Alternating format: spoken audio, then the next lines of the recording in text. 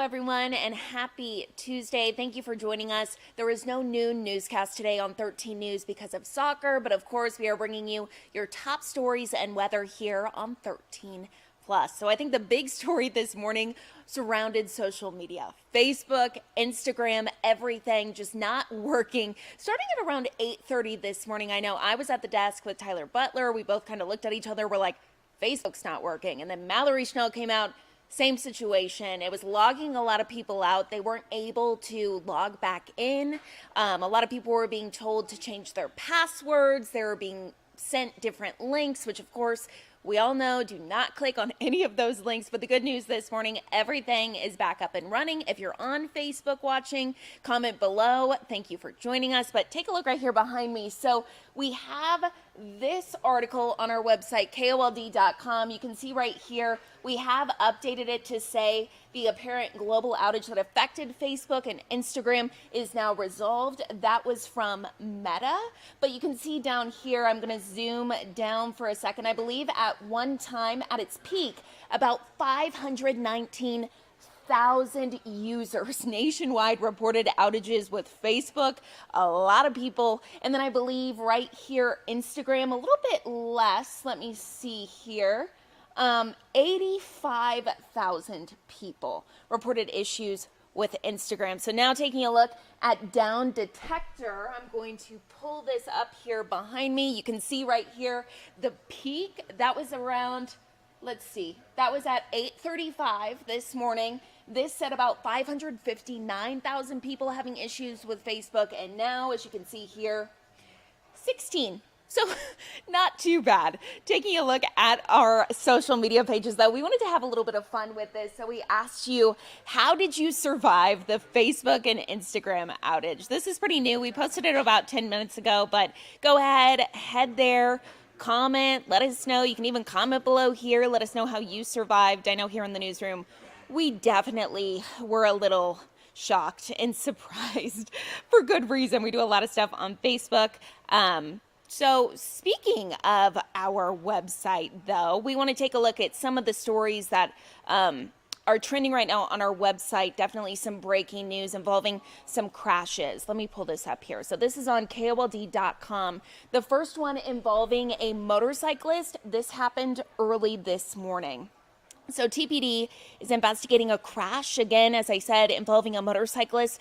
This was near Country Club and Aviation. The rider of the motorcycle was taken to the hospital with life-threatening injuries. Authorities said westbound Aviation is closed at Country Club.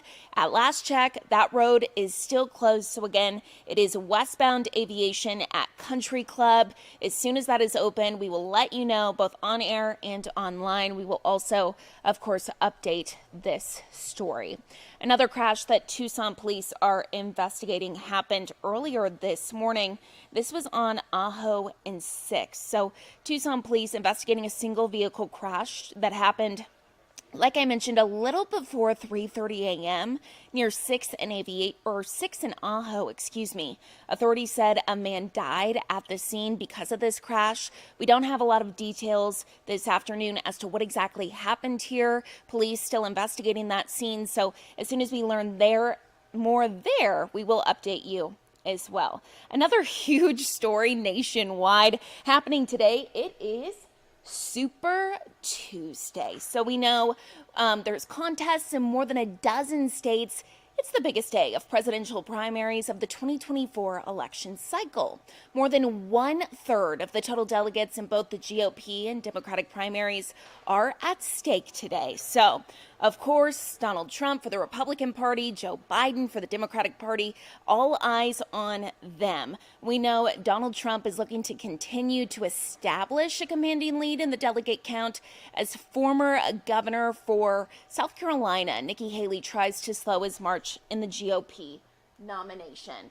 Now, we know that it takes 1,215 delegates to win the Republican nomination. Now, on the other hand, the Democratic side, President Joe Biden isn't facing any major competition. But, of course, he is looking for a strong showing today as he gears up for a possible rematch with Trump in November. Now, it takes 1,968 delegates to win the Democratic nomination. Here on your screen, as you can see, all those states that are highlighted, those are the states where people are voting today. So tonight on 13 News, also here on 13 Plus and on KOLD.com, we're going to continue to follow the latest for Super Tuesday. We will have those results for you as soon as they are dropped. In other national news this afternoon, jury selection started today for the father of Michigan school shooter Ethan Crumbley. James Crumbley faces 4 counts of involuntary manslaughter after his son killed 4 students in the November 2021 shooting. Ethan is serving a life sentence. Jennifer Crumbley was convicted on involuntary manslaughter charges last month and will be sentenced in April. We know Jennifer was or is Ethan's mother. We brought you that here on 13 Plus when that verdict was being made. The parents are the first to stand trial for the deadly actions of their minor child. Prosecutors allege the Crumbleys could have done more to help prevent the shooting from ever happening. Definitely a lot of eyes on this, as it could cause a lot of laws moving forward, saying that parents could be held responsible if their children have a gun, like in this case, and go and commit a mass shooting under their supervision. So going to keep watching this for you. We will update you with the latest on air, online, and right here on 13 Plus as soon as we learn more. Of course, it is the first day of trial here, so still a lot to go. In other news, the Texas wildfires, absolutely devastating here. It's been about a week, and as you can see, this is video from when those flames were at its peak. There's crews here driving through the flames. You can just see the devastation from this. We know that the flames were fueled by high temps and winds. The Smokehouse Creek fire is now the largest fire in the state's history, sitting at more than 1 million acres. Crews from here at home in Arizona have been in Texas helping fight those flames. An engine captain from Douglas, Travis Adcock, spoke about that experience. Let's take a listen.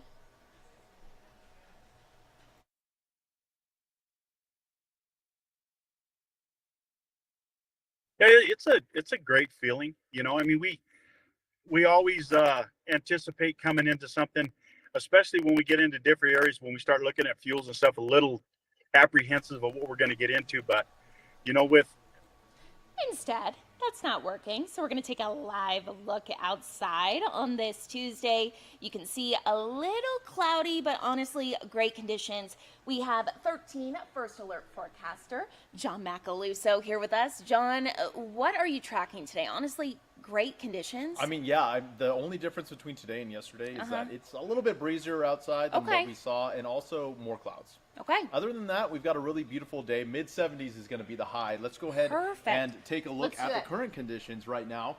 67 degrees outside here in Tucson. 65 Sierra Vista Nogales at 68 degrees.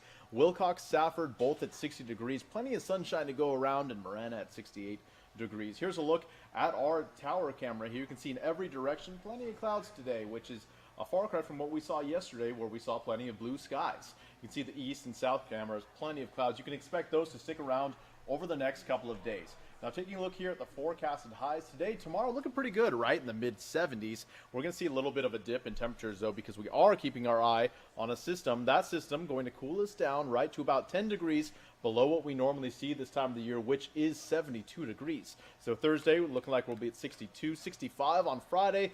But if you don't want these 70s to go away, the good news is it's 71 on Saturday. So we're not going to be in those low 60s for long. Now, here's a closer look at this storm system coming into our area. We're really expecting this one to make its presence known 11 a.m. on Thursday. That's when rain chances are going to increase to about 40% here in southern Arizona. By this point, about 50% of the Mount Lemmon area. Now, as far as accumulation, this is a pretty quick moving storm. In fact, this is actually 2 very small storms. We're just combining into one here. This will look at about 5 a.m. on Friday, when chances are going to drop back down to the single digits. They'll increase again to about 20% at about 11 a.m. on Friday. And then by about 5 p.m. on Friday, this system will be pretty much out of our area. Now, accumulation, we're looking at around a tenth of an inch as far as these lower elevations are concerned. So while all that green on that last radar and on this one right here look pretty good and exciting, a tenth of an inch isn't a whole lot. As far as accumulation up in the higher elevations, we're looking at, I have to think of how to phrase this, of a 4/10. There we go. 4/10 of an inch of snow up at Mount Lemmon. So that's not a lot, Carson. No. But, you know, at this point, we're happy to get whatever we get. I mean, as far as the systems we've seen so far in just this year, this one seems to be a pretty small one. Taking a look here at the 7-day forecast, 75 today, 74 tomorrow, and then Thursday, Friday, we'll have that dip, about a 40 to 20% chance of precipitation Thursday and Friday. But then here's some good news for you, not wanting to say goodbye to these 70s. They're back Saturday, Sunday, and then even potentially 80s on Monday, Carson. Wow, what a great weekend forecast. Yes. Now, we do have a question. Yeah. So we know that this system coming in is a little bit smaller, going to bring less rain, Right. less mountain snow. We know that here in Arizona, our winter rains are so important. When can we continue to keep seeing that? So typically it gets the driest in May, so we still have some time to see a little bit Yes, more. yeah, definitely. And it's been pretty active these last few months. Yeah, it right? really So, has. Yeah, I think the big question is, will we see storms that will carry more rain, right? Okay. Because we look at the 7-day right in front of us, and we've got a 40% chance. But I think the question coming up is, in that 40% chance, do we have a higher chance of more accumulation, Yeah. right? Okay. And in this case, it's just not looking like this is going to be too much of a banger for southern Arizona. Okay, well, I personally love the sunshine, so I'll take it. We Yes. know we need that rain, but hopefully a little bit more next week. Maybe. Fingers Yeah, crossed. We'll see. definitely. I mean, until then, though, we get to enjoy this beautiful I weekend, right? And know. then Monday, that's potentially in the 80s. Perfect. Looking forward to it. Thank you so much, Sean. Yeah, of course. Now, moving along to some trending stories. Taking a look at our website, KOLD.com. You can see here the Mega Millions jackpot has hit $650 million for Tuesday night's drawing. So happening tonight, we know that drawing will be taking place. That comes to about $308 million for the cash option for whoever wins this. We know the jackpot has been getting larger and larger since it was last won on December 8th when there were 2 winning tickets in California. So if there's a winner tonight, it'll be the 7th largest Mega Millions prize ever awarded. I know I have to go pick up my ticket. You always have to play, right? What do they say? You have to play to win. So hopefully we see someone win this evening. If not, we know that jackpot just gets even higher. So I guess it's a win-win.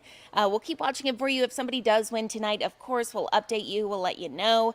Fingers crossed it's somebody in Arizona. I would love to see that.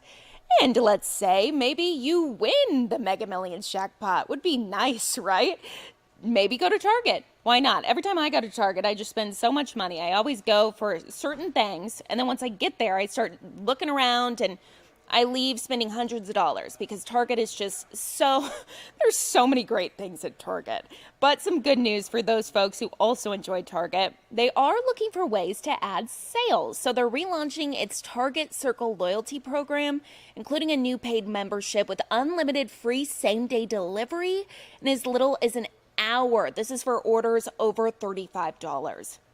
The loyalty program, called Target Circle 360, will launch with a special offer for new members for $49 per year.